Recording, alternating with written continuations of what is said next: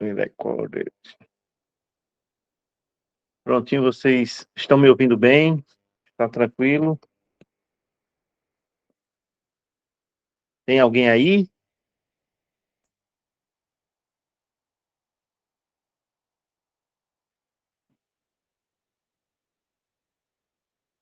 Sim, sim. Boa noite a todos, a todas. A presença já está, a frequência já está aberta, gente. Vocês coloquem lá o presente para a gente ir acompanhando. A questão 27 nos diz: entre os direitos dos servidores sujeitos ao regime jurídico único, além de outros estabelecidos em lei, podemos citar qual o direito que está sendo destacado aos servidores que possuem, que fazem parte, né, são regidos pelo regime jurídico, né? Nós temos 5 alternativas aí, e a gente tem que lembrar que essa questão dos direitos, ele está falando do trabalho noturno, né? É o famoso adicional noturno, que a gente tem que se recordar um pouquinho. É um, um valor superior pela hora trabalhada, né, no noturno, né? E a gente tem que lembrar desse valor, de quanto é esse adicional noturno em si, mas que ele é superior, né? Então, as questões, nessa questão, a gente já vai analisar aquilo que falar igual, inferior, o igual, ele não é a nossa resposta. A nossa resposta é a que falar em superior, porque você trabalhar noturno que compreenda de 10 horas da noite até 6 da manhã, né? Esse é o horário noturno. Não é você trabalhar de 7 às 10. O horário noturno é aquilo que compreende de 10 horas da noite até 7 da manhã. É o chamado horário noturno. Aí rege o adicional noturno desse período, né? Isso aí é mais comum para o pessoal que trabalha na saúde, em escala, para o pessoal que trabalha na segurança pública, e também é escala, né? Que vira à noite, né? Trabalhando. É, isso, todos aqueles funcionários, aqueles colaboradores que trabalham nesse período. Boa noite, Eliette. Exatamente, esse pessoal tem um adicional, que é o chamado adicional noturno. Uma uma pequena lembrança, além do adicional noturno, outros direitos que nós temos. Nós temos o adicional por insalubridade, adicional por periculosidade. Lembrando que quem recebe periculosidade não acumula recebendo insalubridade. Quem recebe insalubridade não acumula recebendo o periculosidade, né? Só recebe um ou outro. Não pode receber os dois, né? Que também é um adicional por razão do ofício, razão da função que se ocupa, que se trabalha, né? Vamos analisar as nossas alternativas. A letra A diz que a remuneração do trabalho noturno é inferior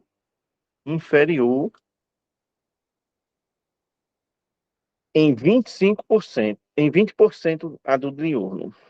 Ó, inferior, a gente já estava vendo aí que inferior não é, né? Aí compatível é, ou seja, igual, também não é. E na letra E aqui também tem que é inferior. A gente vai analisar, né? A gente não precisa lembrar o artigo, a gente não precisa lembrar qual é o número do artigo, mas a gente precisa lembrar que há alguns direitos que o servidor tem e que esses direitos, se cobrado em prova, como nesse caso aqui do adicional noturno, do trabalho noturno, aquele trabalho que é compreendido de 10 até 7 da manhã, esse a gente tem que lembrar qual é, o que a lei diz, o que a lei determina para essas pessoas que trabalham durante esse horário, não é? A gente sabe que é superior. Agora, superior a quanto? A 15 ou a 20%? Quem lembra qual que é? Aí tá 50-50, vão chutar, será? Muito bem, Marcelo. Você está. Você também é servidor, né? Você é servidor, né, da saúde, né? Estava dirigindo a ambulância algum tempo atrás, aí também tinha direito, não era? Ah, bichinho, ó. Mas é exatamente. a nossa lei diz que quem trabalha e tem entre 10 da noite e 7 da manhã tem direito ao adicional noturno, e esse adicional noturno é de 20% acima do valor pago no diurno, né? Existe essa remuneração a mais, que é para destacar a questão do que você está trabalhando, né, fora de hora, né? Em vez de estar dormindo, você está trabalhando. Então, o erro na letra C está no 15%. Não é 15, é 20% da remuneração. Como também é 20% a remuneração da insalubridade, da periculosidade, né? É 20% também. É o valor em cima da hora trabalhada, é 20% a mais. Né? Nando, Oi. eu fiquei procurando os 25%, aí nem me lembrei. E a semana passada eu conversando com meu esposo, porque ele trabalha à noite. Aí ele recebe. Aí eu pensando, tentando lembrar e nada de conseguir. Aí ele falou para mim quanto era e eu não me lembrei. E você É, também disse, às vezes eu não lembrei.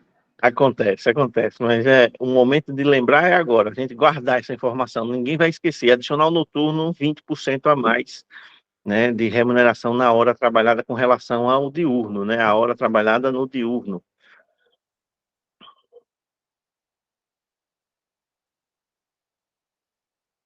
Vamos aqui a questão 28. Suponha que um servidor ocupante de cargo efetivo na cidade de Lagoa da Canoa pretenda se candidatar-se a prefeito nas próximas eleições municipais, considerando as disposições constitucionais aplicáveis ao referido servidor. Isso aí está falando da questão do direito que todos nós que estamos quites com a justiça eleitoral, de poder se candidatar a um cargo público, né, um cargo eletivo. E aí ele está se referindo a uma possível a um servidor que irá se candidatar a prefeito. E nas alternativas, ele está falando de acumulação, de tempo do período que ele vai estar no cargo, ele vai continuar servidor ou não, ou seja, ele está falando daquelas questões do afastamento, né, para os ocupantes de cargo eletivo, que a gente viu. Só recapitulando, só para a gente fazer uma rememoração aqui na nossa mente, aqui refrescar nossas ideias.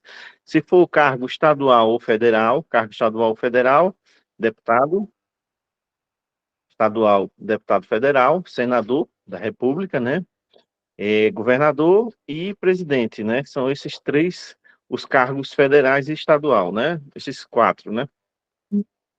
Cinco, né? Cinco cargos, cinco.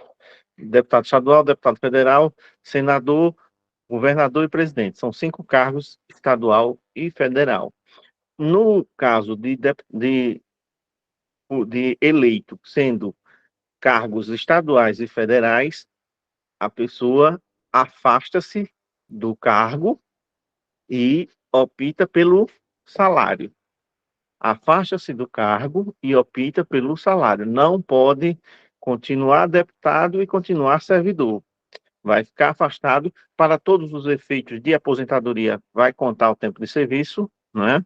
Não vai ter problema nenhum, só que esse afastamento não conta para uma futura promoção.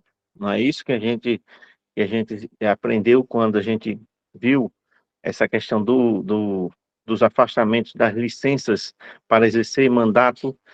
O nome não é afastamento, é sim licença para exercer mandato eletivo, não é?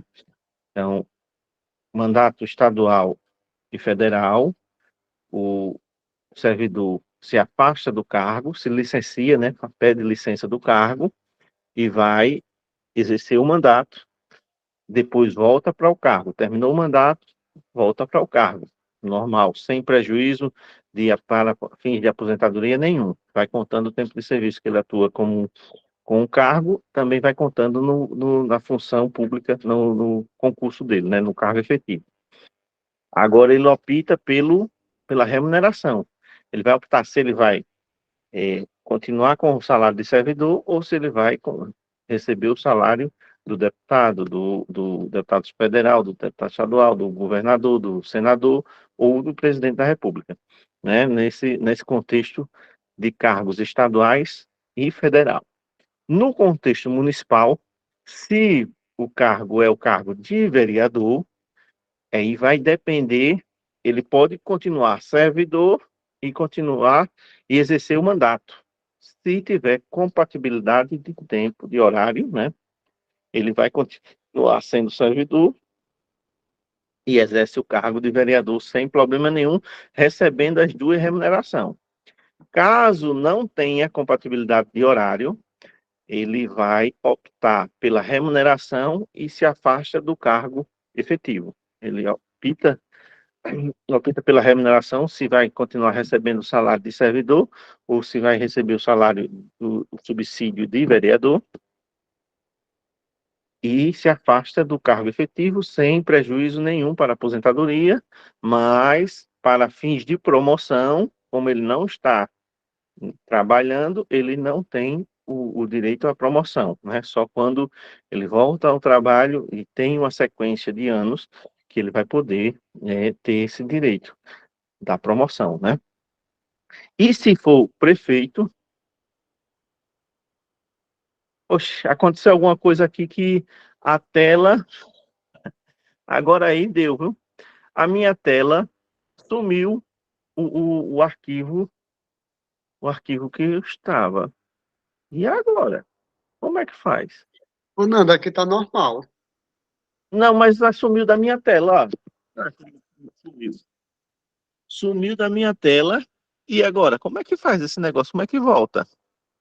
Quem é bom de informática aí? Me diz me dá uma luz aí. Por que que ele Reinici... sumiu? É bom reiniciar, não, então. A gente volta de novo depois. Tem uma questão de compartilhar a tela, né? Como é que faz? Ah, eu acho que agora eu vou ver aqui.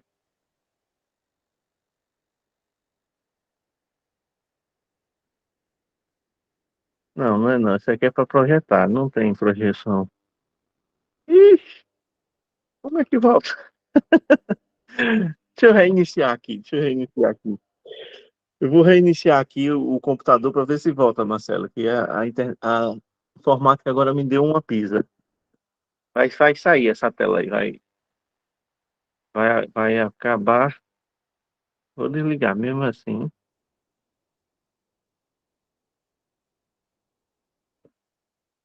Aguardar só um minutinho, gente, que a minha tela aqui sumiu.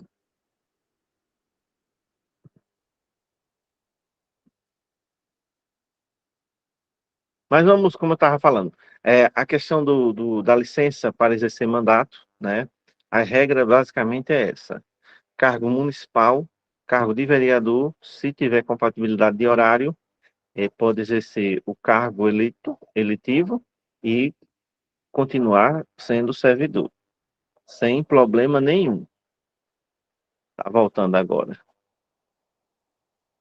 E se for o cargo de prefeito, aí de prefeito ele tem que se afastar do cargo efetivo, ele não pode continuar sendo servidor e sendo prefeito ao mesmo tempo.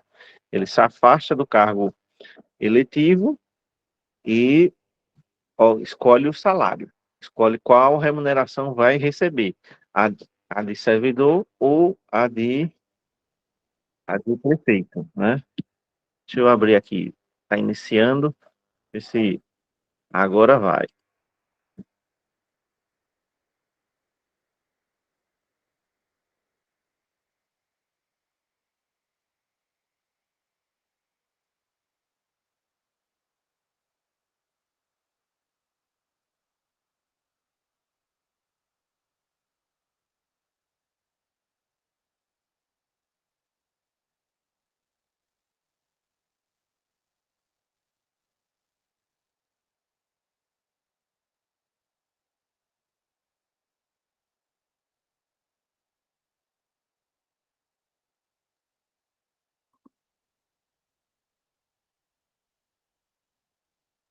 Apresentar aqui.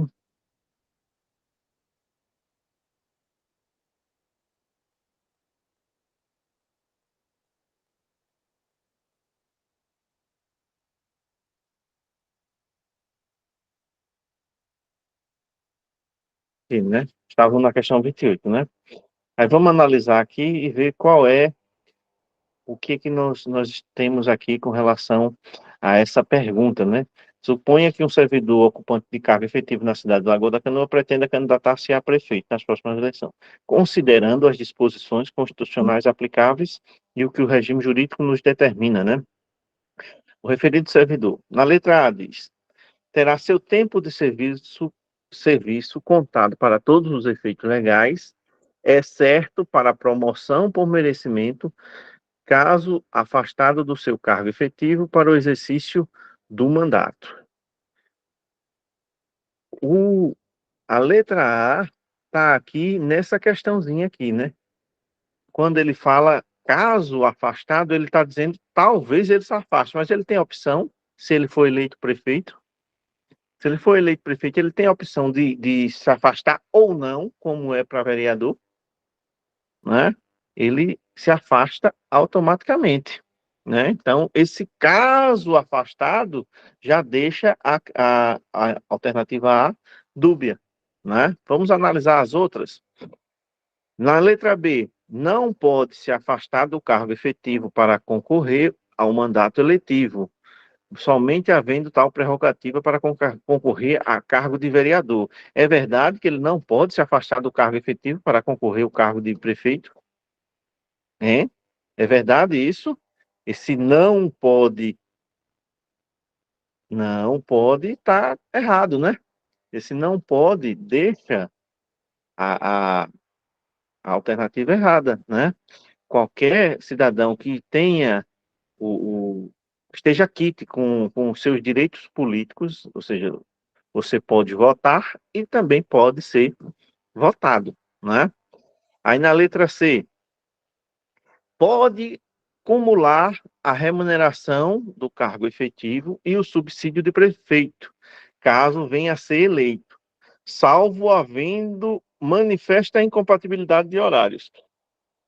Letra C, ela está dizendo que o prefeito pode acumular o cargo efetivo, a remuneração do cargo efetivo e o subsídio do prefeito. É verdade isso?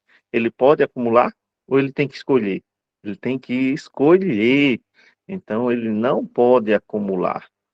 Então, isso aqui já nos deixa a questão. Aí, na letra D, somente pode se afastar do cargo efetivo para concorrer ao eletivo e acumular a remuneração correspondente, se contar com mais de 5 anos de efetivo exercício. Isso é verdade? Ele pode acumular? Não, não, não pode. Ele não pode. Esse somente pode se afastar com 5 anos, não, está tudo errado. E na letra E, terá a contagem do seu tempo de serviço interrompida para todos os efeitos funcionais. Não, não, a letra E já está errada aqui. Então, a correta mesmo é a letra A, como o Marcelo bem destacou. Agora, esse caso aqui foi terrível. Esse caso aqui é uma questão que caberia recurso. Caberia recurso, porque ele dá a entender que o prefeito pode ou não se afastar do cargo efetivo. E quando a lei determina que ele, obrigatoriamente, ele tem que se afastar. Como é que você vai ser o prefeito e vai ser o professor da sala de aula? Como é que você vai ser o próprio patrão, né? Você vai estar na sala de aula como professor, mas é o prefeito. Você vai estar como agente de saúde, mas é o prefeito ao mesmo tempo, né? Você tem que se afastar. E a lei determina que se afaste. Essa questão eu copiei, colei, nem percebi esse detalhe, mas esse caso aqui deixa, uma interrogação. Deixa uma interrogação. Caberia recurso, se caso cair uma questão com essa dúvida, com esse talvez, cabe recurso. A gente poderia entrar com recurso para anular a questão. Porque vocês estão compreendendo, a lei determina e diz que caso seja eleito prefeito, o ocupante de cargo efetivo, ele tem que se afastar e opta pela remuneração. Ele escolhe qual remuneração vai receber. Até brinquei com o Clesvaldo, né? Quem assistiu a aula atrás lembra. Eu brinquei com o Clesvaldo. O Clesvaldo iria, estar professor e iria concorrer a prefeito e iria optar pelo salário de professor, que o salário de professor é maior, né? Eu até brinquei com isso. Mas obrigatoriamente você se afasta do cargo efetivo para exercer o mandato, né? Nesse caso aí, não é caso afastado, ele se afasta do cargo efetivo. É obrigado a se afastar. Por isso que deixa essa dúvida que não condiz com a realidade da lei. Pode falar, alguém ia falar aí? Peraí, aí no caso, é sobre essa palavrinha mesmo, caso afastado. Aí eu fiquei em dúvida, porque tinha caso afastado. Aí eu pensei que ia ser mais direto. Exatamente, não, porque ele é afastado mesmo. O correto é aqui, merecimento afastado do seu cargo efetivo para exercício do mandato. Aí eu marquei a letra A, essa A, aí eu vi caso afastado, aí ficou como se fosse uma dúvida, sei lá, se É, por acaso. esse, Casa... esse, a interpretação aí dessa alternativa deixa dúvida. Por isso que essa questão poderia ser anulada tranquilamente, porque é afastado. Automaticamente você tem que se afastar para exercer o mandato. Você pode escolher a remuneração. Você pode escolher a remuneração, mas afastado você é. Então, o correto aqui é assim, afastado. Eu não prestei atenção, que eu apenas copiei, colei, adaptei, mas não prestei atenção nesse detalhe do caso. E não é caso, ele é afastado, né? Ele tem que se afastar do cargo. Não tem sentido ele ser é, funcionário e patrão ao mesmo tempo, né? Ele desempenhar as duas funções. Ele tem que se afastar durante o período do mandato, depois volta a exercer o cargo, o cargo efetivo, sem problema nenhum, né? Ficou claro, gente? Ficou alguma dúvida? Não fui claro nessa questão?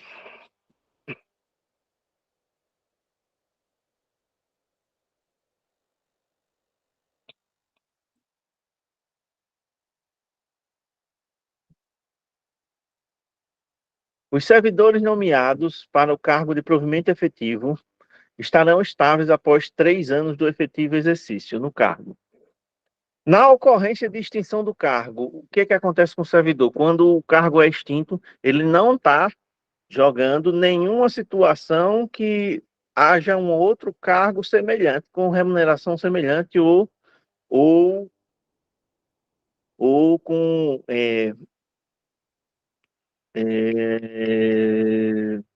a palavrinha está remuneração semelhante e atribuições semelhantes. Ele não está colocando isso, ele está apenas dizendo o cargo foi extinto, o servidor é estável. O que acontece com o servidor estável de cargo extinto? Quem é que lembra? Era a indisponibilidade. Isso. Agora, qual é a teoria de disponibilidade? Qual é a teoria de disponibilidade? Receberá a remuneração proporcional. Proporcional. Muito bem, Luciene. Lembrou. Fica em disponibilidade recebendo a remuneração proporcionalmente ao tempo de serviço. Exatamente. Isso aí. Muito bem. Tá bem afiadinha, né? Mas, olha, falou em extinção de cargo, falou em disponibilidade. O que é ficar em disponibilidade? Que eu sempre disse, não é coisa boa ficar em disponibilidade. Você fica em casa, mas em contrapartida, a remuneração vai ser proporcional ao seu tempo de serviço, né? E aí não é vantagem nenhuma você não estar sendo recolocada em uma outra função semelhante, com atribuições semelhantes, com remuneração semelhante, né? Para você voltar a receber seu saláriozinho direitinho, sem nenhum desconto, né? Sem nenhuma perca. E no caso da disponibilidade, você fica em casa, mas você fica com remuneração proporcional ao tempo de serviço. Dúvida, gente, sobre disponibilidade, sobre o que acontece quando o cargo fica extinto? Aí, professor, se o exemplo dissesse que o cargo foi extinto, mas tinha um outro cargo, uma outra função com atribuições semelhantes e mesmo salário, e ele foi recolocado lá, aí qual seria? O que seria? Ele Como não é? ficaria. Não sei. Se tivesse no mesmo exemplo, na mesma pergunta, dissesse que existia um outro cargo que era com o mesma remuneração e atribuições semelhantes, que a pessoa iria exercer, ele iria ser colocado nesse outro cargo. Qual é a funçãozinha? Qual é a forma de provimento aí? É reconduzido? Reconduzido, muito bem. Ele iria ser reconduzido a um outro cargo para continuar sua carreira, né? Muito bem, vocês estão bacaninha isso aí. Eu acredito que essa forma de provimento não vai ser problema para vocês. E isso é bom, muito bom. Ô, Nando, eu não tenho Diga tempo de aí. estudar, não, eu tenho que decorar quando você está falando. Eu tenho que tentar. Não, não. Vocês têm que ler novamente a lei, responder questões que vocês vão fixar.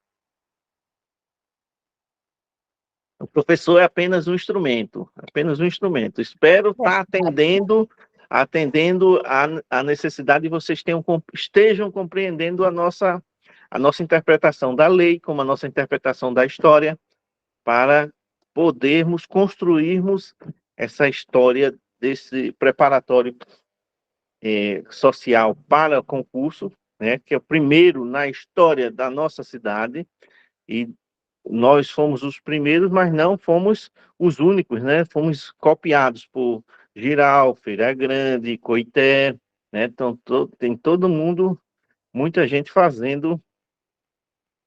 Tem uma pergunta aí que eu não entendi, deixa eu olhar. História de Alagoas. Vamos ter, sim, vamos ter aula de História de Alagoas. Estou preparando um material, inclusive. Como a gente respondeu agora nós ontem concluímos todas as questões, não foi de história? Foi isso mesmo. A gente concluiu todas as questões de história. Aí na próxima aula eu já quero trabalhar essa história de Alagoas, né?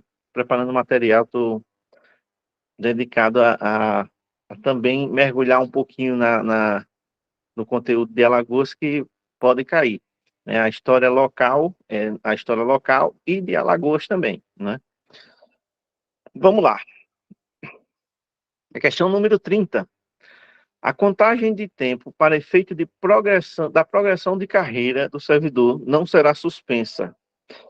Quando que não há suspensão? Quando você vai progredir na carreira, né? Progredir na carreira, você tem que estar em exercício contínuo, você não pode ser afastado, você não pode estar de licença, né? No exemplo na questão anterior que falava sobre a questão da licença para exercer mandato eletivo, o tempo de serviço corre normal, mas para fins de promoção, né, de promoção, progressão são sinônimos, não, não vai, né? Não vai. Você tem que estar no exercício do cargo efetivo para poder ir avançando na carreira, né? Aí o que é que ele diz aqui? A contagem de tempo para efeito de progressão de carreira do servidor não será suspensa. Não será suspensa. Então, nós temos aqui alternativas que essa, essa contagem é suspensa, né? Vamos analisar. Letra A. Afastamento do exercício do cargo efetivo para exercer cargo em comissão se durante o período de estágio probatório. Afastamento do exercício do cargo efetivo para exercer cargo em comissão se durante o período de estágio probatório. Vamos deixar essa letra A para a gente discutir depois. Vamos analisar as outras. Letra B. Afastamento voluntário do servidor para servir em outro órgão ou entidade da administração pública federal, estadual, distrital ou municipal. Ou seja, você vai sair do quadro, a letra B está dizendo, você vai sair do quadro, vai pedir uma licença e vai ser colocado, vai ser servidor em uma outra esfera, em um outro órgão, ou no outro município, ou no estado, ou na administração pública federal. Você está se desvinculando, você está saindo. Qual é essa situação? Quem lembra do tipo de licença que você pode utilizar-se, né? Você pode requerer essa licença quando você é aprovado em um outro concurso, Você não precisa necessariamente pedir a sua exoneração de início. Você pode pedir a licença para exercer estágio probatório, para assumir um outro cargo, um outro concurso durante o estágio probatório. Sendo aprovado no estágio... Isso, é sem remuneração, Mayara, bem lembrado. Você vai ocupar um outro cargo e o seu tempo de serviço fica ali paradinho, fica ali registrado, você não é exonerado de início. Concluindo o estágio probatório, sendo aprovado, aí você volta e vai ser exonerado cá, do serviço anterior. Se não puder acumular, né, gente? Porque se puder acumular, naqueles detalhes de acumulação, 2 cargos de professor, 2 cargos de profissional da saúde, né? Professor e técnico também. Então, há situações que podem acumular, outras não. Se não puder acumular, você não se afasta e não pede exoneração de imediato. Você pede a licença para assumir um outro cargo, um outro concurso. Aí, durante o estágio probatório, você ainda fica vinculado ao cargo anterior, né? É isso que ele está dizendo. Mas aí, não, esse tempo que você fica afastado, não corre essa questão da progressão. Porque você não está trabalhando, não está recebendo, não está trabalhando.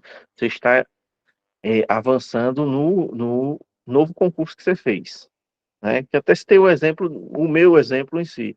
Quando eu entrei no Estado no ano de 2000, eu era agente administrativo. Eu estava começando a faculdade, eu era agente administrativo. Eu entrei no Estado e fui lotado na cidade de Geraldo Ponciano. Aí, quando foi em 2005 eu realizei já tinha terminado a faculdade, houve o concurso para secretário e para professor naquele ano. E aí eu resolvi fazer para secretário. Eu já era agente administrativo, o salário de professor na época era R$ 600, o salário que eu recebia como agente administrativo era 450 e o salário de secretário no concurso era 900. Aí eu disse, rapaz, eu vou aumentar R$ 150 para ser professor. E professor, eu já trabalhei no ensino regular e sei como é sofrido o professor, caderneta, plano de aula, agora tem o HTPC ainda para completar, né? Tem todo um trabalho que o professor tem, corrigir prova, produzir prova, que eu optei, disse, rapaz, vou continuar trabalhando na secretaria, só que aí eu vou tentar dobrar o salário. E deu certo, eu consegui passar. Aí, quando assumi o cargo de secretário, eu não pedi exoneração de início. Eu pedi a licença para ocupar o novo cargo, no Estado mesmo. Aí, durante esse período de estágio probatório de secretário, eu fiquei lá em stand-by como agente administrativo. Se, porventura, como o próprio Marcelo disse, eu nunca vi dizer que alguém ficou em estágio probatório. Também não, também nunca vi. Mas precaução, qualquer forma, a gente corre risco, né? Vai que a gente é o primeiro, né, Marcelo?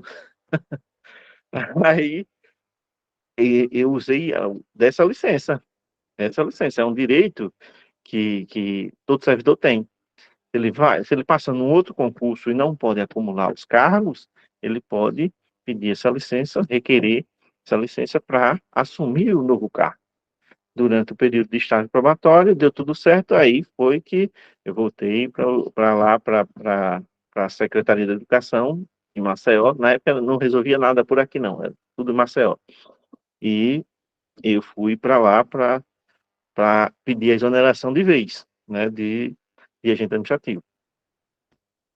Então, esse tipo de afastamento, ele interfere na progressão. Você não volta para o cargo anterior e vai progredir normalmente, porque o cargo anterior você não estava em pleno efetivo, né? Então, a letra B, a gente sabe que não é a nossa resposta, né? Aí, a letra C, licença para tratar de assuntos particulares, de interesses particulares. Essa é a licença sem vencimento. Essa é a famosa licença sem vencimento, que também não dá remuneração, não dá progressão, né? O tempo que você fica, não dá progressão. Afastado para estudar mestrado se durante o período de estágio probatório. Olha, gente, quando você fala em mestrado, o estágio probatório impede você ser afastado, você conseguir a licença para estudar. Enquanto você está no estágio probatório, o município não pode, né, a lei não permite liberar aquele servidor para ficar em dedicação exclusiva ao mestrado. Você só tem esse direito, dedicação exclusiva ao mestrado, com remuneração, quando você já é estável. Um exemplo de uma servidora do município que perdeu, que acabou pedindo exoneração, que não conseguiu dar conta do mestrado, do Estado e do município, que era efetiva do município. A professora Heloísa. A professora Heloísa, ela era servidora do município e passou também era servidora do Estado, também professora do Estado, efetiva, e passou no mestrado. Aí, na época, ela tentou o afastamento do município para ficar em dedicação exclusiva do mestrado, e simplesmente ela não conseguiu, né? Aí ela não conseguiu e acabou não conseguindo conciliar e preferiu continuar no mestrado e permanecer no estado. Aí pediu exoneração do município, né? Mas aí, quando você está afastado, está em estágio probatório, o município não vai lhe dar, que a lei não permite. A lei proíbe quem está em estágio probatório ganhar o benefício de estar dedicado exclusivo ao mestrado, né? Aí acabou que a gente perdeu a professora Heloísa do quadro do município, né? Aí nenhuma das alternativas. Questões que tenha nenhuma das alternativas, essa é a última hipótese. A gente tem que analisar com detalhe as demais para a gente poder optar. Aí o que que a gente observa aqui na letra A, vamos voltar a ela. Por isso que eu gosto, tá vendo? Por que que eu gosto da letra D e da letra E? Eu gosto da letra D e da letra E porque a gente não precisa voltar para a letra A, né? A gente vai analisando passo a passo e volta e tem a resposta no final. Por isso que às vezes eu inverto, mas isso é só uma questão de didática, mas não importa. Na prova vocês vão ter letra A, letra B, letra C, letra D, né? Letra E. Aí, ó, o afastamento do exercício do cargo efetivo para exercer cargo em comissão. Mesmo durante o período de estágio probatório, se você está ocupando um cargo em comissão, você continua no quadro e você continua trabalhando, né? Você continua desenvolvendo o seu trabalho, né? Então, independente disso, a sua carreira continua contínua, o seu trabalho continua contínuo. Você não se afastou do quadro, você não saiu do, do quadro do município para atuar em outro município, por exemplo. Você também pode surgir a pergunta, mas uma pessoa que está em estágio probatório pode ocupar um cargo de secretário, cargo comissionado? Pode, nada interfere.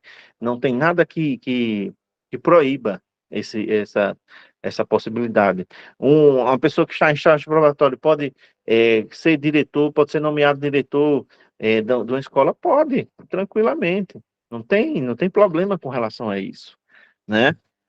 Então, a nossa resposta, a nossa alternativa aqui, não é suspensa a progressão de quem está ocupando um cargo comissionado no período de estágio probatório. Você continua trabalhando no quadro. Agora, se ele dissesse que esse ocupar o cargo comissionado era em uma outra esfera, em um outro município, ou na rede estadual, ou na federal, aí a coisa mudava de contexto. Mas no quadro do município, pode ser um secretário de educação, pode ser um secretário de saúde, pode ser um secretário de obras, que for. Não vai perder a promoção dele, porque ele continua exercendo continuamente a sua função, o seu papel, né? Dúvidas? Perguntas?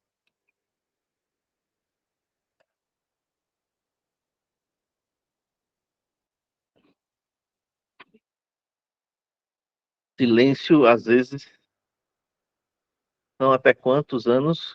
A Maiara perguntando, a licença sem remuneração Maiara. A sem remuneração são 2 anos, são 2 anos. Aí você tem que voltar a assumir o cargo, trabalhar por 2 anos seguidos para poder conseguir nova licença. É 2 anos, são 2 anos no máximo. Aí você volta a assumir o cargo, e aí depois você trabalha 2 anos seguidos, aí você pode requerer novamente outra licença sem vencimento, né?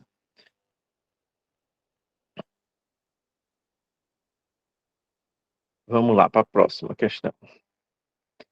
Sobre o direito de petição, assinala a alternativa. É o direito, na questão de que nós temos direito de requerer, né, informações, de requerer tudo que se trata da nossa vida funcional, a gente tem o direito de requerer, contra-cheque, eh, ficha financeira, com todos os nossos pagamentos, com toda a história nossa na administração pública, ficha funcional, a gente tem direito a requerer, contribuição, ficha de contribuição do RPPS também, tudo que a gente pensar da nossa história enquanto servidor público, nós podemos requerer.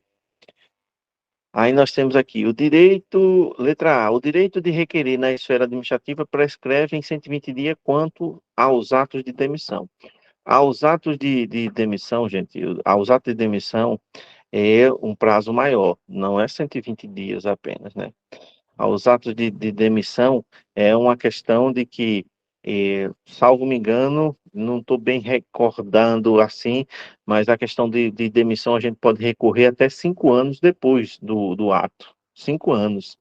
E esse recurso cabe também na esfera administrativa, como também cabe na justiça, né? Agora, passou dos 5 anos, aí a gente perde o prazo de requerer e contestar, né? E ato de demissão é aquela coisa para haver a demissão de um funcionário estável, tem que haver o processo administrativo, tem que ter uma falta grave, né? Que possa culminar na punição, né? Ser a demissão, porque a demissão é diferente da exoneração. Exoneração, ela pode ocorrer de ofício, você pode, a pedido, né? Aliás, a pedido, você pode pedir para ser exonerado. De ofício, quando você não é aprovado no estágio probatório, né? Ou de ofício também, quando você é empossado e tem 30 dias para assumir o seu cargo e você não assume durante esses 30 dias sem se justificar, né? Sem ter uma razão justificada, né? E você pode ser nomeada e você sofre um acidente e quebra a perna. Aí está no hospital esperando para fazer uma cirurgia, não vai sair durante os 30 dias. Aí eu vou perder o concurso? Não, não vai. Vai se pedir um atestado médico e você não vai poder levar, mas um representante seu pode se fazer uma procuração, você assinar, e esse representante vai apresentar o atestado justificando por que você não vai poder assumir durante aqueles 30 dias próximos e você não vai perder o concurso. Agora, eu assumi, eu fui empossado, tenho 30 dias para assumir e eu não apareço durante os 30 dias e não justifico, aí de ofício é o quê? É uma canetada só. O, o executivo vai, de ofício já, exonerar aquele servidor que não se apresentou no serviço, né? Então, essa questão de demissão é uma coisa mais séria e que tem um prazo de recurso maior. 120 dias é punições leves, é questões leves, né? Não é demissão. Então, a letra A, o erro está aí, né? Não é 120 dias, né? A prescrição é de ordem pública, não podendo ser revelada pela administração. Olha, tudo que vá ao contrário da transparência, da publicidade. Publicidade é um princípio constitucional, né? Um dos princípios constitucionais: legalidade, impessoalidade, moralidade, publicidade e eficiência. E tudo que vá de encontro a esses princípios está errado, né? Ele está dizendo que a prescrição de ordem pública, ou seja, você tem que saber a prescrição.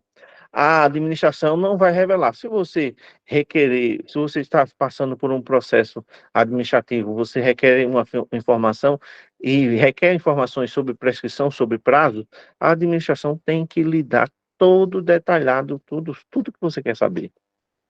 Não tem essa você tem que procurar saber sozinho. Não. É obrigado a administração lhe dar ciência. E quando você recebe as notificações, qualquer que seja o processo, você vai receber também as notificações dizendo quais os prazos que você tem. Qual o prazo que você tem? Você recebe um processo administrativo, você abre um processo administrativo, por exemplo, vou falar aqui dos processos administrativos que são comuns no Estado. Processo de progressão. O servidor entra com o processo no sistema, que é um sistema integrado de informática, utilizado na rede estadual. Aí você entra com o processo, inicia o processo, alimenta com o requerimento, o diploma, tudo, a identidade, CPF, tudo que o processo pede. Aí, quando eles respondem, quando sai um despacho, aí tem lá a resposta e ele dá o prazo para você responder, né? O próprio despacho já é obrigado a informar qual é o prazo que você tem para responder aquilo. Deixa eu ligar aqui a extensão para não ficar com o computador descarregado. Tá rodando ali, já estava pedindo sinal. Então, essa letra B torna-se errada quando ele diz que a administração não revela, que a administração não tem a obrigação de falar sobre os prazos, né? E tem. Ela tem que falar, sim. Aí na letra C, para o exercício do direito de petição, é assegurada a vista do processo ou documento na repartição ao servidor, não sendo permitida representação por procurador. Esse não sendo permitida representação por procurador está errado, né? Como eu falei no exemplo do servidor que não assumiu, mas que sofreu um acidente e o procurador vai lá e entrega o requerimento, o atestado da documentação, dizendo por que ele não vai assumir durante os 30 dias. Se não fosse possível um procurador intervir, não teria procurador para, nesse caso, esse exemplo do rapaz que se acidentou, como também não teria procurador para os processos administrativos. E a gente viu que todo servidor, como tem direito à defesa, essa defesa pode ser feita por ele ou por alguém delegada por ele, que não necessariamente tenha que ser um advogado. Pode ser um advogado, mas pode ser outro servidor que, através de uma procuração, vai defender aquele cidadão, aquele servidor, naquele processo administrativo, né? Então, tem procurador. Não tem essa de não poder ter procurador, né? Até porque tem impedimentos que vão além da vontade do servidor. Não ir à repartição, não entregar um documento, não buscar uma informação, como no caso aí a petição, você tem o direito da petição. Aí se você não pode ir lá buscar, você não pode ir lá nomear um procurador, não pode ser um procurador de boca, dizer, não, vá lá buscar para mim. Não, aí se você oficializar, botar no papel, e aquela pessoa chegar no setor público com uma procuração sua, dando os poderes àquele cidadão a requerer aquela informação que ele pediu, o servidor que atender vai ter que responder. Não vai poder se negar. Vocês estão compreendendo, né? O erro da letra C, né? A administração, a letra D, a administração poderá rever seus atos, observado o prazo de 120 dias, quando eivados de ilegalidade. Gente, quando um ato é ilegal e a administração descobre que esse ato é ilegal. Boa noite, Clésio. Já falamos aqui da sua pessoa, no instante, numa questão sobre licença, sobre afastamento para exercer mandato eletivo. Quando a gente fala, gente, que um ato é ilegal, a administração, ao descobrir essa ilegalidade, independente de 120 dias, pode ser quando for, aquele ato ilegal tem que ser reparado, tem que ser tornado sem efeito aquele ato ilegal. Entendeu? Não tem essa de 120 dias eu posso anular aquele ato. Não, se aquele ato é ilegal, independente, quando se descobrir que tiver acesso, que for aquela ilegalidade foi cometida, e há a possibilidade de ser refeito, de ser anulado aquele ato e ser corrigido, a administração tem que corrigir.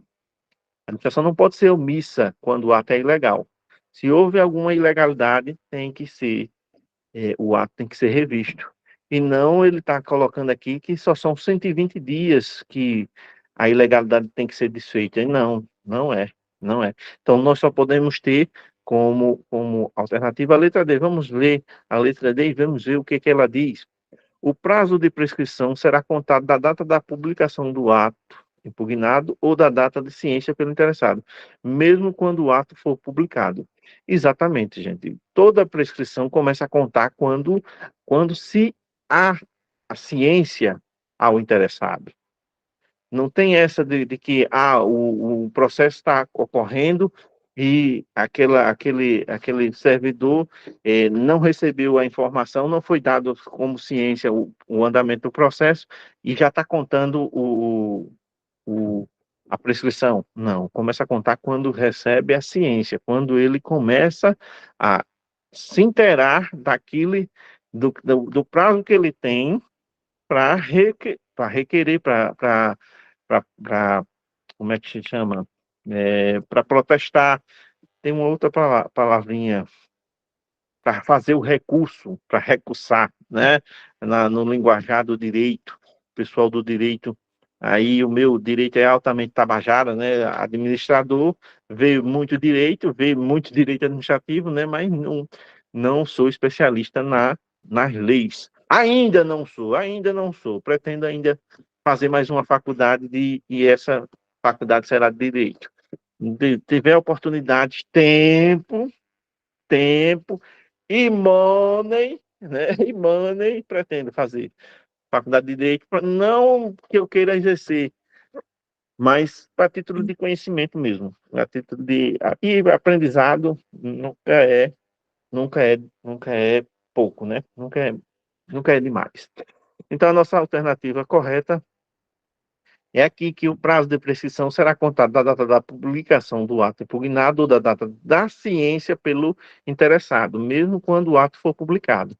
Deu ciência, já está contando o prazo da prescrição. Tem a prescrição, aí é onde se couber recurso, o camarada que está sofrendo a situação vai recorrer. Se não cabe recurso na esfera administrativa, ele pode recorrer na esfera judicial, que no nosso país você não tem recurso final na esfera administrativa. Percorreu administrativo todas as possibilidades, você acha que a justiça não foi feita, que o problema não foi tratado com o zelo e com o resultado que você esperava, você vai e recorre na esfera judicial. Sem problema nenhum. O direito, até a questão 32. O direito de petição, por meio do qual as pessoas podem formular postulação aos órgãos públicos. É um meio de controle administrativo, Ah, essa já estava respondida, né? Eu esqueci de apagar aqui, já estava respondida. Na hora de rever, eu acabei esquecendo de apagar, não tem nem graça. E não é um controle administrativo, por quê? Porque é uma opção sua. O servidor tem a opção de requerer informação ou não, de pedir informação a órgão, informações que você esteja diretamente envolvido ou que a coletividade esteja envolvida. Você tem direito à informação, a lei de acesso à informação, né? Essa lei essa lei é de 2013, eu só não me recordo o número dela. É 13 mil alguma coisa. É a lei que nos garante o direito a ter acesso à informação. Se a informação não for de caráter sigiloso, ou se não for também de caráter pessoal, né, informação pessoal, a gente tem direito a requerer dos órgãos públicos. E não é um controle administrativo do órgão público, né? É porque a informação depende do interesse daquela pessoa que requereu e não para que a administração ou o órgão controle alguma coisa, né? Aí a nossa alternativa aqui é errada, que já estava respondida, né? Sobre o direito de petição do servidor quanto aos atos de demissão e de cassação, de aposentadoria ou disponibilidade, o que afeta interesse patrimonial e créditos resultantes das relações de trabalho, pode-se afirmar que prescreve. Olha, respondi essa questão na 31. Ou é não, foi 31 mesmo. Na 31, falando da 31, eu respondi essa questão. Qual é, qual é a resposta? Eu quero ver quem que ouviu eu falando aqui. Deixa eu pegar aqui a água. Vocês têm aí 2 minutinhos aí. 8 em 1, a gente responde. Mas eu respondi sobre demissão, prazo de demissão, mas quando estava lendo a 31. Quando a gente estava explicando a 31.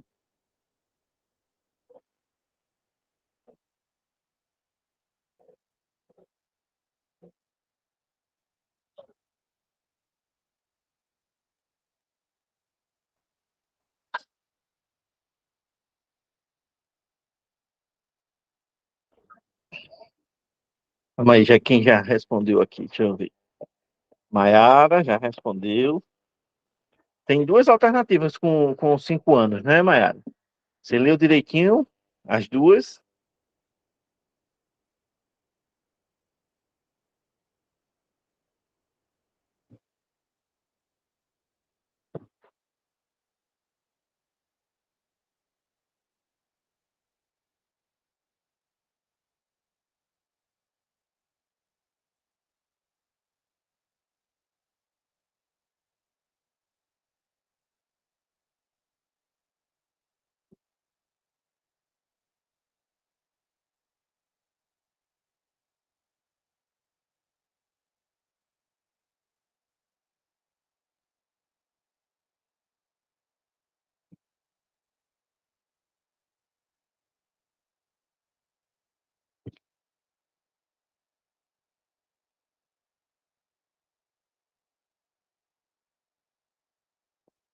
Oito e um, vamos lá.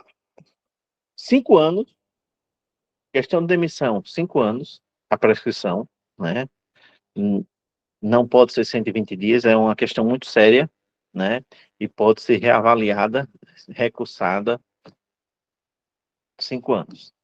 A publicação, a ciência. A dúvida está entre a A e a C, né? As duas que falam de 5 anos, né? Mas quando falar em demissão, o prazo é 5 anos. A questão da A é que ele diz o seguinte: da data da publicação do ato impugnado, ou 120 dias, né? E não é 120 dias, né? Ou da data de ciência pelo interessado, né? A resposta correta é a letra A mesmo, né? São 5 anos da data da publicação do ato impugnado ou da data da ciência pelo interessado, né? quando o ato não for publicado, o interessado tem que ser informado, né? Não tem para onde correr, né? Mas o prazo, quando fala em demissão, cassação de aposentadoria, disponibilidade, são coisas sérias, né? Você perder a aposentadoria, você já aposentado, perder a aposentadoria, disponibilidade, você está em disponibilidade, aí você é demitido, você é exonerado, é demitido, né, na realidade, e não vai receber nada, né? Aí, Explica aí para mim, que eu tive que fazer um negócio aqui rapidinho. Explica aí para mim novamente. então, quando se fala em demissão, cassação de aposentadoria ou disponibilidade são coisas sérias, coisas graves, que o prazo para prescrever é o prazo que você não vai ter mais como recorrer nada, é um prazo maior, não pode ser 120 dias. Então, são 5 anos. Data da publicação ou da ciência do interessado, né? Você vai ter que informar aquele interessado que começou a valer o prazo. Tudo na administração pública tem que ser informado ao interessado. Se é um processo de demissão, aquele que vai ser demitido, ele tem que ser informado, né? Ele vai ter que ser oficializado e ele vai saber que o processo lá administrativo resultou na demissão dele. Aí ele tem 5 anos para recorrer. Ele pode recorrer na esfera administrativa ou ele pode ir para a justiça, né? A gente tem lá na frente, quando a gente fala de processo administrativo, a gente vê que tem a possibilidade de recurso na administrativa, mas recorrer para aquela pessoa, para aquele que lhe julgou, não, vai recorrer para o superior hierárquico, né?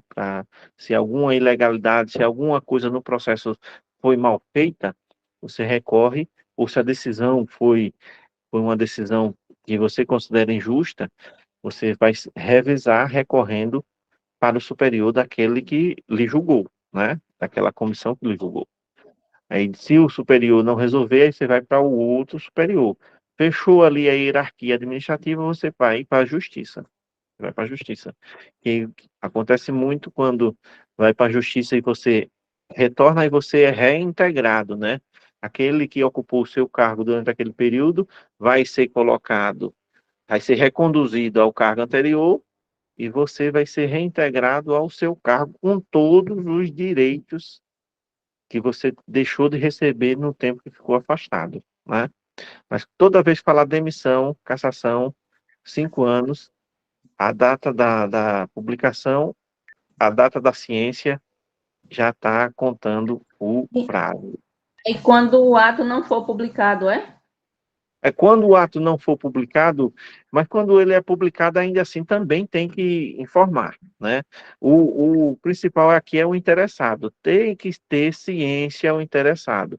O interessado não pode ficar sem a informação, ele vai ter que ser informado. Aí, quando ele é informado, começa a contar direitinho, né? Se for, geralmente, no mesmo dia que é publicado, é o mesmo dia que é informado ao o servidor, que o processo finaliza e você sabe o resultado dele, entendeu? Vamos lá para a próxima. 34. Recurso administrativo. O recurso administrativo serve para quê? Serve para quê o recurso administrativo?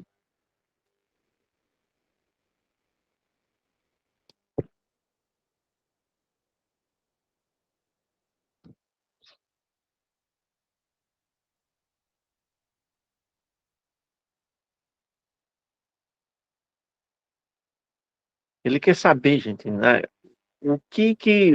qual é a teoria que tem o recurso administrativo? Qual é a destinação dele?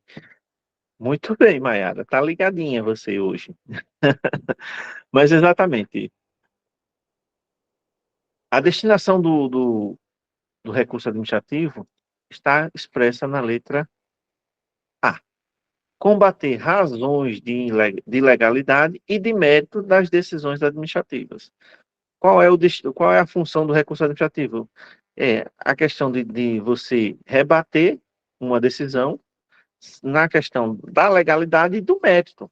Tá? O mérito é a escolha. Qual foi a decisão tomada por aquela pessoa? Demanda vamos analisar as outras Demanda de depósito recursal prévio para ser conhecido. Quer dizer que tinha que ter uma demanda já prevista que não tem nada a ver. Não é o objetivo, não é esse. O objetivo do recurso não é esse. Submeter-se no máximo das instâncias, no máximo duas instâncias administrativas. Não, não tem. Não tem esse limite. Não é esse o objetivo. Impede a administração de rever o ato ilegal. Nada impede a administração de rever o ato ilegal.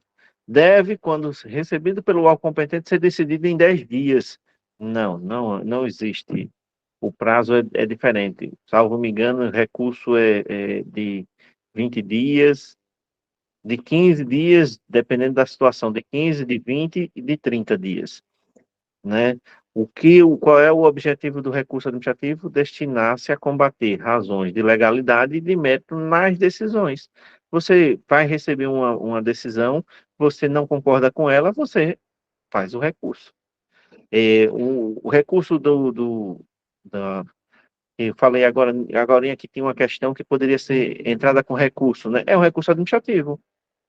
Você recebe a alternativa lá, vamos colocar que a alternativa lá, eles marquem a alternativa A e tem lá aqueles, era um caso, né? Caso. Aí você não concorda porque você ficou em dúvida ali e acabou marcando, tinha nenhuma das alternativas, não tinha? Tinha nenhuma das alternativas. Ou não, eu estou confundindo com outra questão. Cadê? Vamos ver aqui.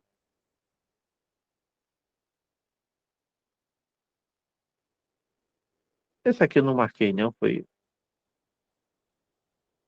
essa aqui, letra B. Cadê aquela questão? Foi a. Não, não tinha não, nenhuma das alternativas, não, né? Não tinha. Mas vamos colocar que tivesse nenhuma das alternativas e você marcasse nenhuma das alternativas. Mas a resposta era a letra A mesmo, lá no gabarito. Você não concorda com a resposta do gabarito, você entra com recurso administrativo contestando o mérito da questão, pedindo a anulação dela. É um recurso administrativo, né? O objetivo que você fez o recurso foi contestar o mérito. O método da decisão da banca. A banca deu a alternativa A, colocando uma dúvida, se uma possibilidade do eleito como prefeito se afastar ou não do cargo efetivo, quando a lei diz que ele se afasta, obrigatoriamente, ele se afasta, né? Aí essa dúvida cabe um recurso administrativo. Qual foi o destino, qual foi o objetivo desse recurso? Contestar o mérito da decisão da banca, né? Uma questão de ilegalidade se um ato ilegal foi feito num processo e você contesta a legalidade daquele ato também. São as duas possibilidades, se contestar a legalidade e contestar o mérito da decisão, a legalidade do ato, ou o mérito da decisão que foi tomada, né?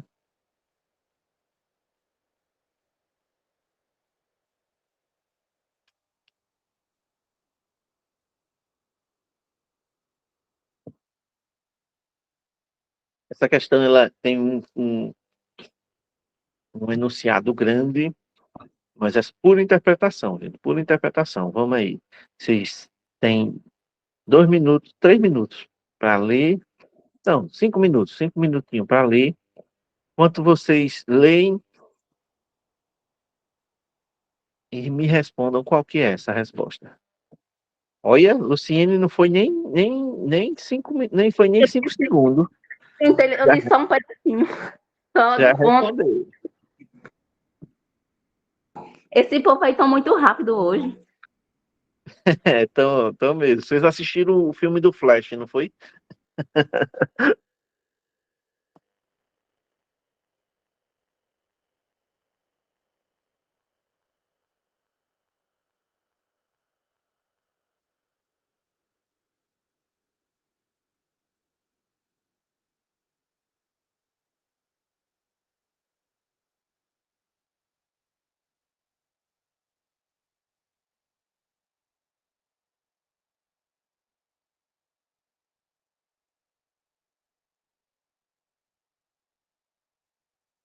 Maiara respondeu também. Alex, Cledisvaldo. Não vou não esperar os 5 minutos, não. Já responderam e estão corretos. Recurso hierárquico, né? O controle na administração pública pode ser conceituado como a faculdade de vigiar, orientar e corrigir aquilo que um poder, órgão ou autoridade exerce sobre a conduta profissional do outro.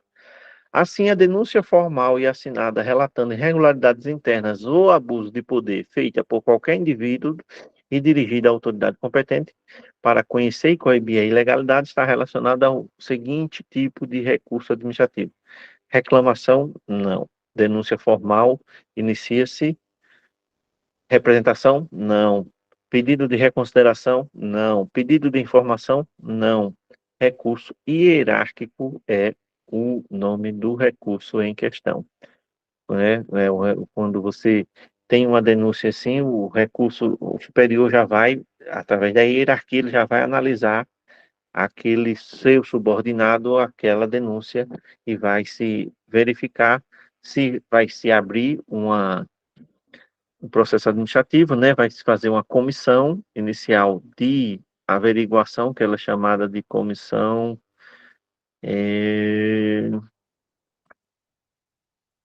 Na investigação, é um outro nomezinho, sindicância, comissão de sindicância, né, que significa a mesma coisa de investigação, para averiguar o fato, né, ver se tem o responsável pelo fato e daí inicia-se o processo administrativo disciplinar contra aquela, aquele autor, né, o autor dos fatos.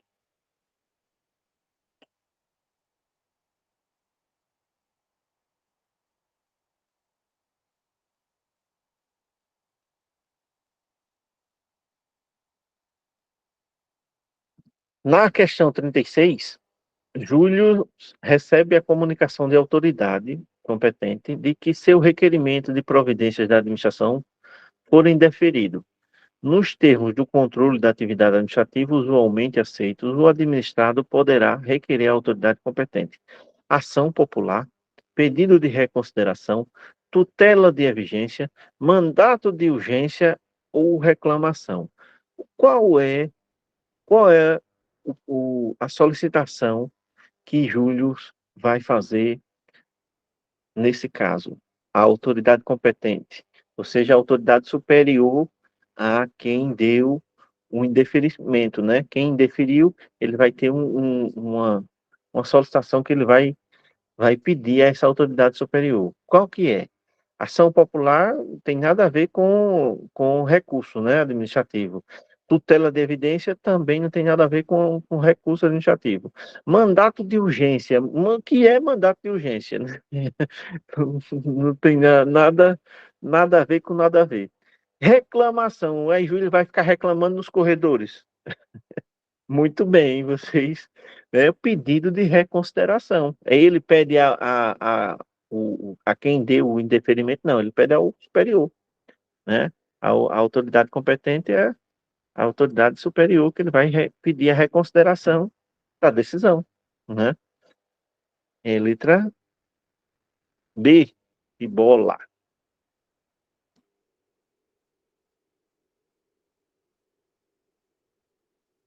Após a apreciação das contas do chefe do Poder Executivo do município X, o Tribunal de Contas do Estado emitiu um parecer positivo pela aprovação das contas, afastando as suspeitas de irregularidade na gestão do prefeito. Na situação apresentada, evidencia-se que o Tribunal de Contas realizou uma ação relacionada ao controle. Qual controle é exercido? Já estão respondendo já, enquanto eu estava lendo, já estão respondendo já. Vixe, que vocês estão ligeiros demais. Qual é o controle exercido pelo Tribunal de Contas? Na realidade, não é exercido pelo Tribunal de Contas, propriamente dito. Exercido pela Câmara de Vereadores com o auxílio do Tribunal de Contas. Não é assim que chama? Esse é o controle interno, controle externo, controle social, controle administrativo, controle judicial.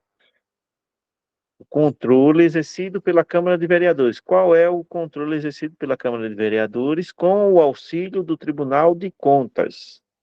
Vocês lembram disso que a gente viu, que o controle da Câmara de Vereadores, com o auxílio do Tribunal de Contas, ele é o controle. Quem lembra? Eles colocaram aí um monte de gente, colocou letra B, B, B, B, B interno. Só que a Câmara de Vereadores é controle externo. Interno é a controladoria do município. E com o auxílio da Comissão de Fiscalização e Controle da Câmara, né? Que também participa da controle, tem também um controle interno, mas o trabalho da Câmara de fiscalizar o município, as ações do município, com o auxílio do Tribunal de Contas, é o controle externo. Agora, hoje, podem errar. Todo mundo errou aqui. B, B, B, B. Agora sim. Mas, de agora por diante, ninguém vai errar mais. Controle exercido pela Câmara de Vereadores com o auxílio do Tribunal de Contas, ele não está falando da Câmara, nós está falando do Tribunal de Contas. Se o Tribunal de Contas auxilia o controle externo, ele também é controle externo, de fora da administração. Interno, controle interno é o que a controladoria faz, que a controladoria do município faz. E é acompanhar os processos, acompanhar o andamento dos projetos, verificar a legalidade do passo a passo, né? O processo em si, né? Que vai ser feito internamente, é o interno. O externo é exercido, quase não saía a palavra agora. O exercido pela Câmara de Vereadores com o auxílio do Tribunal de Contas. Lembre bem, o Tribunal de Contas não é uma esfera superior à Câmara. Ele auxilia a Câmara. Ele auxilia. Ô, Nando, Oi. o poder executivo vai ser sempre o externo, não é isso? Com Isso. auxílio do... E Do Tribunal o de Contas. vai ser o externo, não o interno. O interno é o controle interno da gestão, que é feito na controladoria, a controladoria do município que faz esse controle. O externo é aquele fiscalizado, exercido pela Câmara, tendo o auxílio do Tribunal de Contas. Sim, Muito e é isso mesmo, Alex. Não pode errar quando estiver valendo. Não pode errar quando estiver valendo. Ninguém vai errar mais isso. Ficou cortando, Luciene. Não entendi. foi muita gente errando. Mas agora pode. Agora pode. Não pode na hora do para valer, né? Que nem diz o Alex. Mas ficou claro, né, gente? Olha, controle externo é a Câmara com o auxílio do Tribunal de Contas. Controle interno é o exercido pelos meios de controle que tem a controladoria e cada secretaria tem uma equipe destinada a avaliar os processos, a analisar os processos, né? Para que o processo esteja todo dentro da legalidade e esteja corretinho, né? Para não ter riscos de cometer nenhum processo errado. Vamos aqui responder essa questãozinha para a gente ir para o intervalo. Vamos, 38 é um pouquinho comprida, mas vamos lá. A respeito do controle da administração pública, analisa as afirmativas a seguir. O Poder Legislativo, no exercício do controle externo da administração pública, conta com o auxílio do Tribunal de Contas. Essa é difícil vocês errarem, vocês acertarem agora, né? Vocês vão acertar essa ou não? Né? Acabei de falar, né? Exatamente, acabei de falar sobre isso, né? Isso é o controle externo, né? Da, da nossa, a função primordial da Câmara de Vereadores, né? Controlar, no caso é o mesmo que fiscalizar, né? Exercer essa fiscalização sobre o Executivo, né? Com o auxílio do Tribunal de Contas. E a Maia, ela já respondeu, hein? Eu vi aqui, A Maiara o Clesvaldo também, né? Maiara e Clesvaldo já responderam. Vamos analisar o item 2. O controle administrativo está restrito ao exame de legalidade, sendo vedada a revisão dos critérios de conveniência e oportunidade. Né? Você único e exclusivamente vai analisar legalidade, não vai analisar conveniência, não vai analisar oportunidade, né? Você não vai analisar as decisões, né? Tá meio suspeito isso. Vamos deixar esse 2 de lado e vamos analisar o 3. Ah, não, mas aí vocês já foram espertos, né? Vocês foram por eliminação, né? Vocês eliminaram, mas aí ainda tem aqui a letra D, né? Pode ser a letra D. Pode ser a letra D. Vocês foram na letra A, mas pode ser a letra D também. Então a gente precisa saber se a 3 está correta, né? A 2 a gente já sabe que está errada, né? Porque já por eliminação a gente já vê. E ele, quando ele fala essa restrição, ele limita ao controle, né? O controle não só está só na legalidade, não. O controle está também na oportunidade, está também na conveniência, não no melhor negócio para a administração pública, né? Aí vamos lá, no 3. Controle político ou administrativo também é exercido pelo Poder Judiciário quando no exercício da função jurisdicional aprecia a legalidade dos atos praticados pela administração pública. Não. Tá correto vocês. Vocês estão corretíssimos na letra A como alternativa verdadeira. O controle jurisdicional não tem nada a ver com o controle político administrativo, né? A questão judicial, quando você vai para a justiça para contestar uma decisão administrativa, a justiça está fazendo o seu papel de julgadora, de jurisdição, né? De julgar o ato ou não. Não tem nada a ver com controle político-administrativo, né? Eles embananaram aqui misturando justiça com controle administrativo, né? A nossa resposta é a letra A mesmo. O poder legislativo é exercido, é o controle externo exercido com auxílio do Tribunal de Contas. Dá para a gente responder mais duas, vamos tentar responder essas duas, 39 e 40, para a gente ir para o intervalo. Aí tá, me deu uma dorzinha agora na nuca. Oxi, o que é isso? Vamos lá, a 39 diz: ao se tratar de controle da administração pública, a referência ao recurso hierárquico pode ser definida. Recurso hierárquico, só para a gente resumir, é um recurso que você vai apelar, você vai pedir o superior, a pessoa que lhe deu a decisão, que proferiu a decisão, você esquece ela e vai buscar a resposta com o superior. Um diretor de escola, o superior do diretor da escola é a Secretaria de Educação, né? Ou seja, a secretária de Educação, no caso, do nosso município é uma secretária, né? Então, se ocorreu uma decisão proferida pela diretora e você não concorda com ela, você vai buscar o recurso aonde? Na Secretaria de Educação, né? Aí o que ele quer saber sobre o recurso hierárquico? Ele quer saber o que é definido, qual é a definição desse recurso hierárquico. Aí vamos lá. Letra A. O pedido de reexame do ato dirigido à autoridade superior, aquela que proferiu o ato. Essa letra A já nos deixa.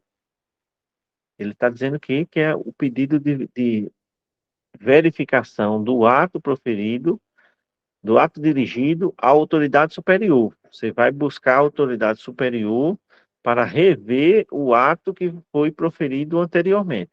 Vamos deixar essa letra A de lado e vamos analisar as outras. Vamos deixar aqui, aumentar aqui a letra dela. Vamos analisar as outras.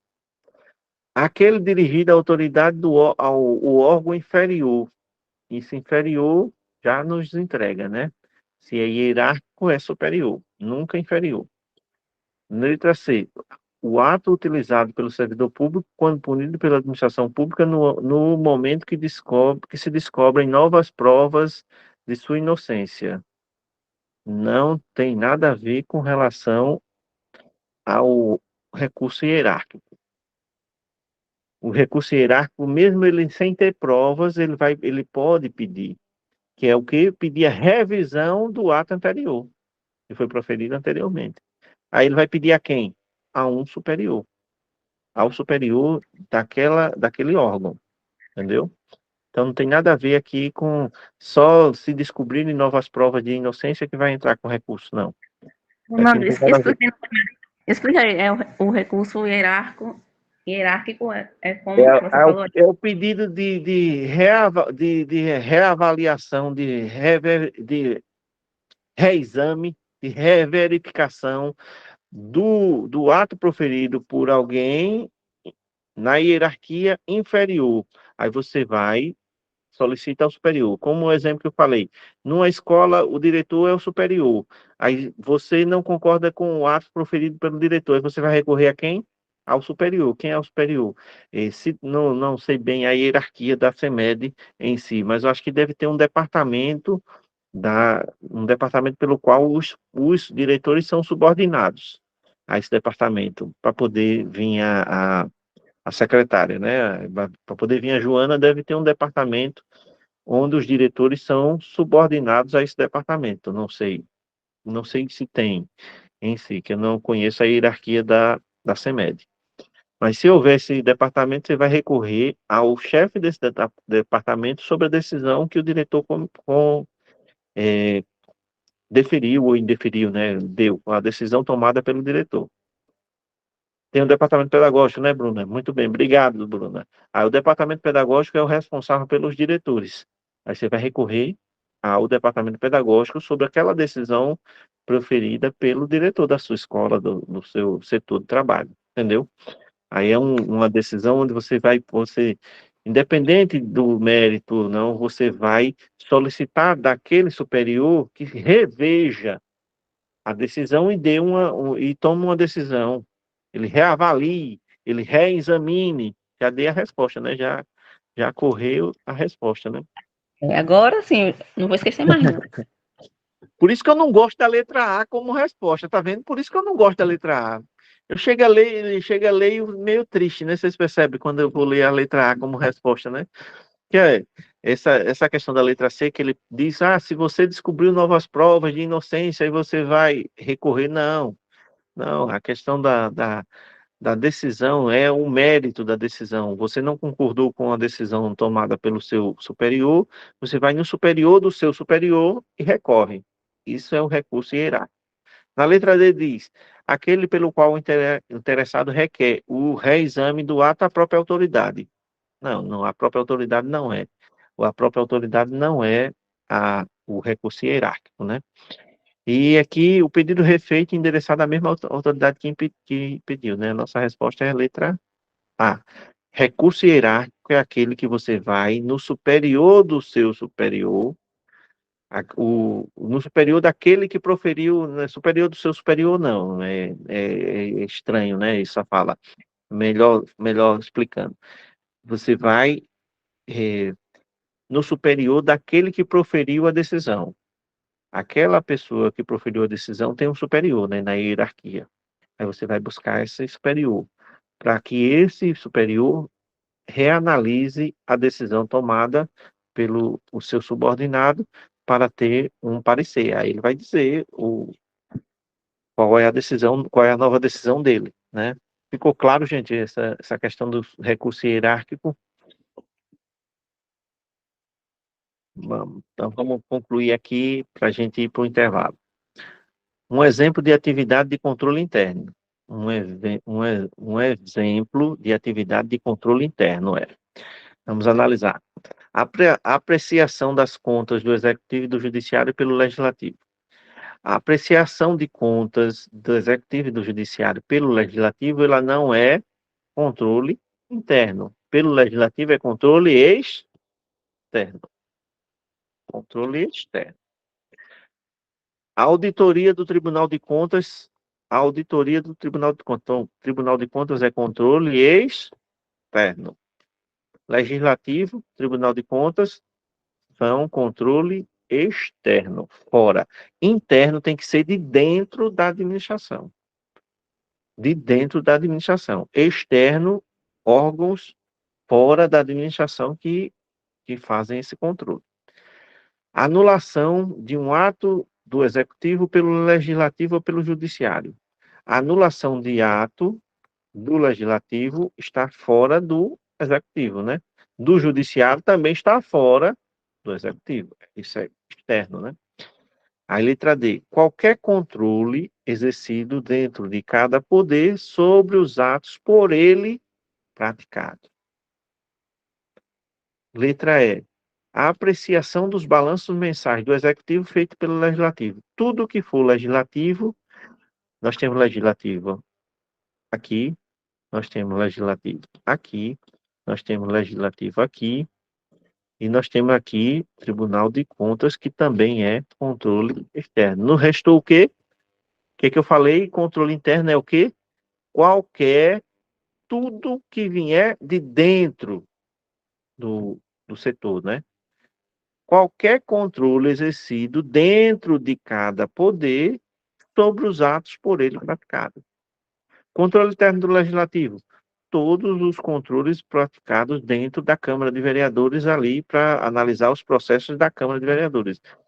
Controle interno do Judiciário. Todos os processos que regulam e controlam e analisam os atos e os processos do Judiciário internamente. Controle interno do Executivo. Todo o controle exercido para analisar o processo, para verificar se o processo está correto, se aquele caminho está correto, se é o melhor para a administração pública internamente, é o controle interno, né? Fora do setor, fora do órgão, fora do próprio poder, é externo, né? É fora do poder, é externo. Toda secretaria, toda escola tem uma análise, tem esse controle, tem essa preocupação de analisar o processo, de analisar o dia a dia das ações, né, dos projetos que estão sendo executados para melhor identificar o caminho e tentar ir pelo melhor caminho possível, né? Esse é o que a gente chama de controle interno. Qualquer ato, qualquer controle exercido dentro de cada poder, dentro de cada órgão.